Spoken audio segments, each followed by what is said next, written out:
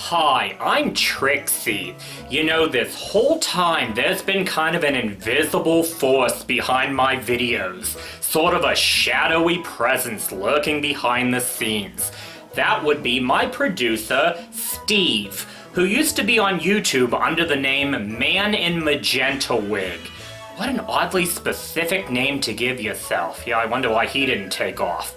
Anyway, so people have been saying recently, Trixie, these days your videos are just you. Why don't you try and work your producer Steve into your videos? And I said, well, that's unkind of you. It is the Ask Trixie channel. But you folks want to learn about Steve, we are going to learn about Steve together. You see, I went digging through his belongings, and deep in his closet, I found this big box of his stuff. Now, I don't know what's in this box. It might be scandalous, it might be revealing, I don't know. But we are going to find out. Alright, let's shake up this box of secrets and see what we can find. So, got something kind of folded up here. It's not a centerfold or something. Well, that's interesting. Looks like a photocopied map of Super Mario 64 from like Nintendo Power or something. I hope that was worth keeping 24 years later. Oh, this is cool. Look at this. He's got this like framed picture of the Beatles here. Check that out. It's got like the list of the songs on Sgt. Pepper. It's got them in the Sgt. Pepper outfits, and you know what? I'm gonna steal this. Hello, what is this? I see like a plastic arm sticking out here. What is this? It's a Wonder Woman. It's a Wonder Woman action figure. Check this out. She's got like a bendy arm here, does she? Oh, I guess she punches, or maybe something's supposed to be like attached to that. Excuse me. Look at this. Look at the badonkadonk on this thing. What, they think she was gonna be off balance unless her booty was huge? Little plastic Gal Gadot, you are being indecent. I'll put this aside, I don't want to touch that thing. What's this? This is... Oh, look at this! We got a drawing of like Star Wars characters done up like Rocky Horror. Oh, that's so cool. It's from Jackie Briggs. Jackie Briggs must be a friend of his. Well, this looks to be some sort of photoshopped advertisement for a fictitious box set of the 6th season of Saturday Night Live. That would make a cool box set, you know. I don't know who'd buy it though, because like the cast wasn't very recognizable, you know. That was like that forgotten cast from that season they didn't really rerun. It had like Denny Dillon and Gail Mathias and Charlie Rocket. Rest his soul. I know he has passed away, but yeah, that's cool. You know, I wish they had continued the Saturday Night Live season sets, because they stopped at season 5, like when the original cast leaves.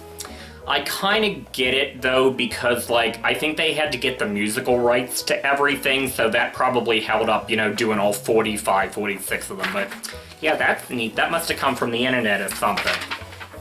Well, we got a Star Wars folder here. Let's see what's in here. Looks like some kind of scripts for some kind of puppet show that he must have done in school. Put those aside here, they're all falling out. Nightmare Around the World, a puppet play. He's into puppets, or was into puppets? I had no idea. I could have puppets in my videos? What the hell? Look at this. He has not been to the gathering of the Juggalos. What a poser. He would not fit in all of that play. You know, those people would eat him alive. He wouldn't know he wouldn't know a whoop whoop if he tripped over one. Gathering of the Juggalos. Got another folder from grade school here. The Mist and Riven folder. Oh, Mist, you like the game. You know, because there's a game online that I play all the time called Mist Online Uru Live. It's like a multiplayer game, and it's based on Mist. That was a series from like the 90s. It was big on like Macintosh computers especially, but yeah. Oh, this is neat. He printed all kinds of stuff off the internet, like guides to the Easter eggs in the game and stuff. That's neat. Little screenshots of things you might have missed, little hidden details in the Myst games. So in that Myst folder, I found, like, tucked in the back, this comic book thing that looks like he drew. So what is this? It says why you should never turn pages yourself. You'll get your arm caught and a nasty paper cut. Friends don't let friends flip pages themselves. And it's got a picture of a guy saying ow, and he's getting his arm cut off by the end of the page. Did my producer see the counselor a lot in school or something? Okay. So he has a little book he made called The Complete Under the Bed. It's got like little, like, Sesame Street looking characters on the front. You know, Under the Bed was the name on that puppet show script. So let's see, this must be like, oh, he drew pictures. These must have been like the puppet shows that they would do in his elementary school.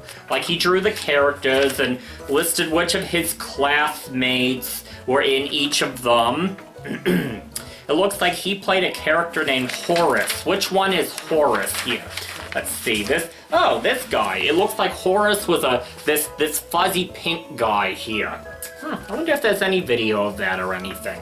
I'll have to do some digging. Wouldn't that be interesting to hear my producer do a puppet show? Another Under the Bed script. This is for Under the Bed 4. I think I just found Under the Bed 5. So yeah, this must have been like an ongoing thing the whole time he was in school.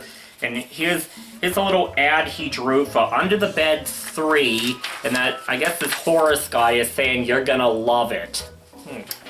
Look at this. I don't know if you can see this because the marker kind of ran together, but it looks like he drew a picture of Banjo and Kazooie and Mumbo. Check that out.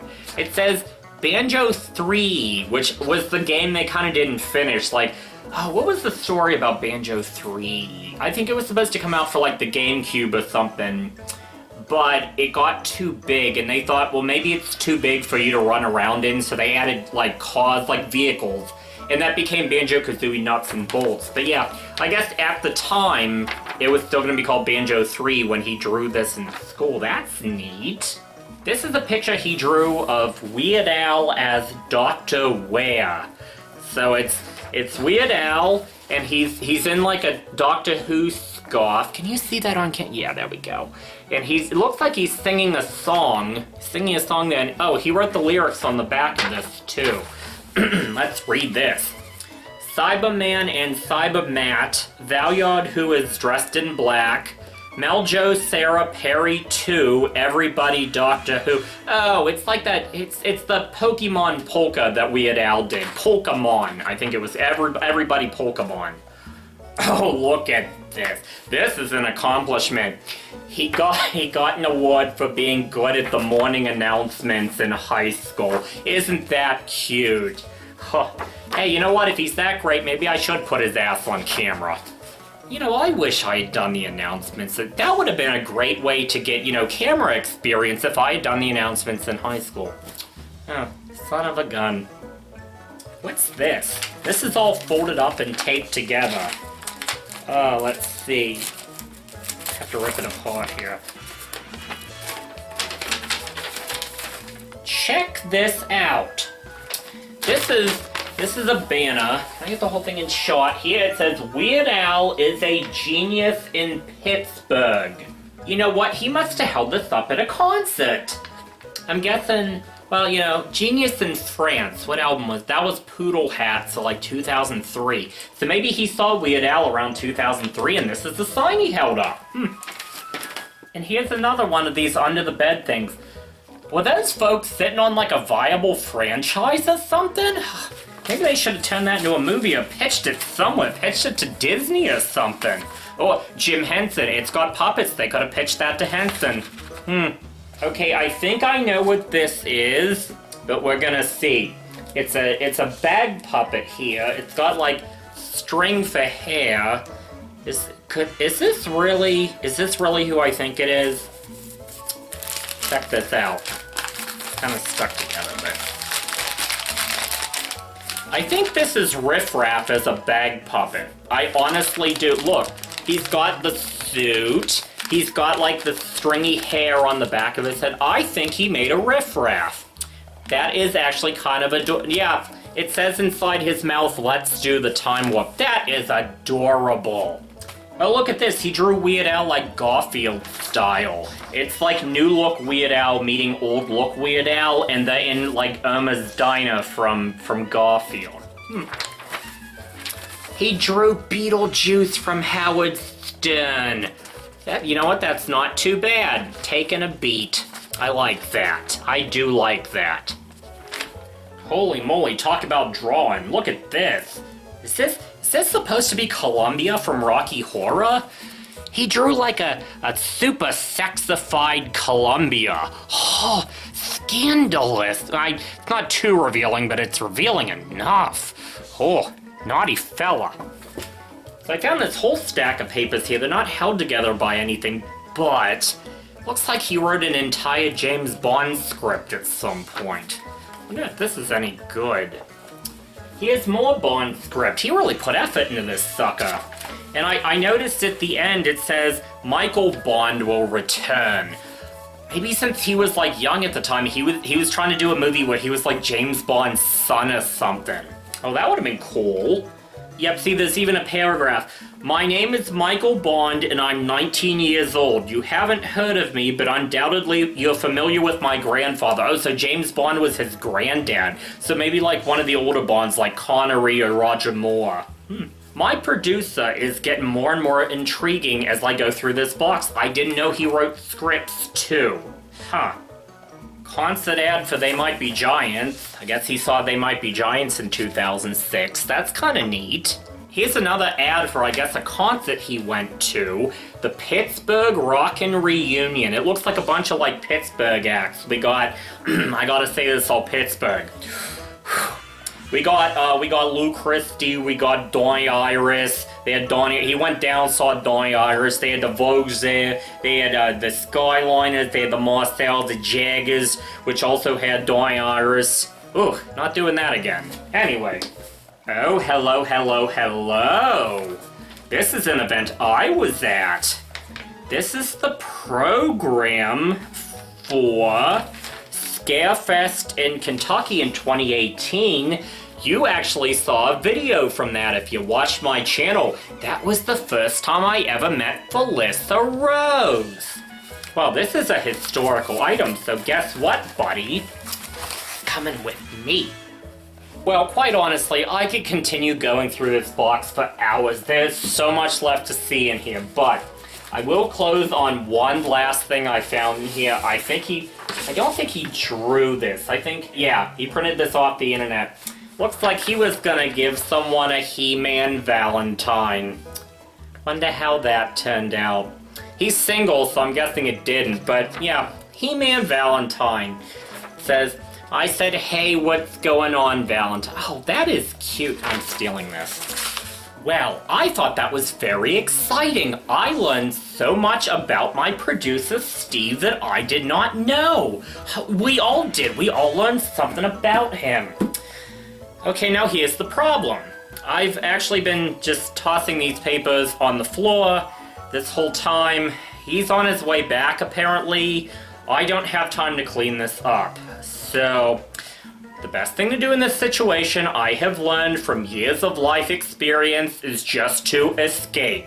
So, I have been Trixie Bumblebutter. Please drop me a like and a subscription if you haven't already. I love all of my fans and my viewers, and you lovely people have a good day. I'm getting the hell out of here.